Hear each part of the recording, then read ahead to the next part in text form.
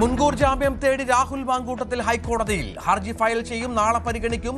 9ാം ദിവസവും രാഹുലിനെ കണ്ടെത്താൻ കഴിയാതെ പോലീസ്. 2ാം കേസിന്റെ അന്വേഷണ ചുമതല ADGP പൂങ്കുഴലിക്ക്. ബോധപൂർവം സംരക്ഷിക്കുന്നതിന് നടപടിയെടുത്തു എന്നാണ് സംശയിക്കേണ്ടത്.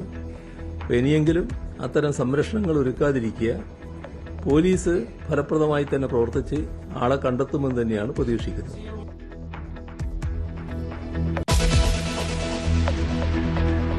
രാഹുൽ മാങ്കൂട്ടത്തിനെതിരെ മുഖ്യമന്ത്രി.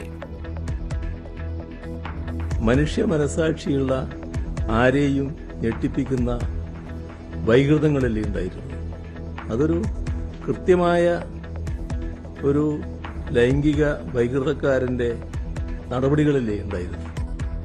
പരാതി കിട്ടിയ ശേഷവും കോൺഗ്രസ് സംരക്ഷിച്ചുവെന്നും പിണറായി. കോൺഗ്രസിന്റെ അറിവോടുകൂടിയാണ് അദ്ദേഹത്തെ സംരക്ഷിച്ചിട്ടുണ്ടാവുക. ആ സംരക്ഷണം എന്താണെന്ന് അദ്ദേഹത്തിന് മനസ്സിലാക്കാൻ പറ്റും. ആ വിവരം കൊടുത്താൽ നേരെ പിടിക്കാനും പറ്റും. രാഹുലിനെ പുറത്താക്കിയത് രാഷ്ട്രീയ നേട്ടമാക്കാൻ UDF. അറസ്റ്റല്ല സർക്കാരിന്റെ ആഗ്രഹമെന്ന് VD സതീശൻ.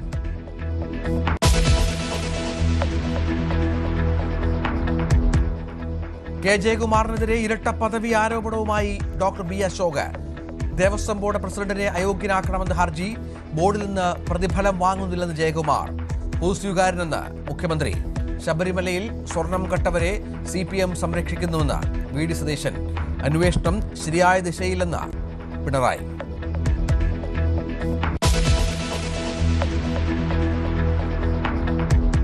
റിപ്പോ നിരക്ക് കുറച്ച് റിസർവ് ബാങ്ക്. 5.25% കുറച്ചു. ഭവന വാഹന വായ്പകളുടെ പലിശ കുറയും. RBI നടപടി പണപ്പെരുപ്പം താഴ്ന്നതിനെ തുടർന്ന്.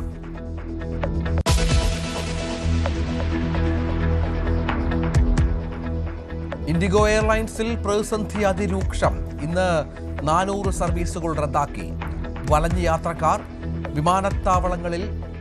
വിമാനത്താവളങ്ങൾ സാധാരണ നിലയിലെത്താൻ 2 മാസം പിടിക്കും.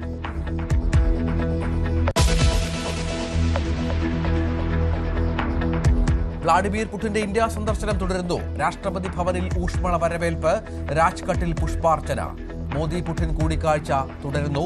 സുപ്രധാന കരാറുകളിൽ ഒപ്പുവെക്കും.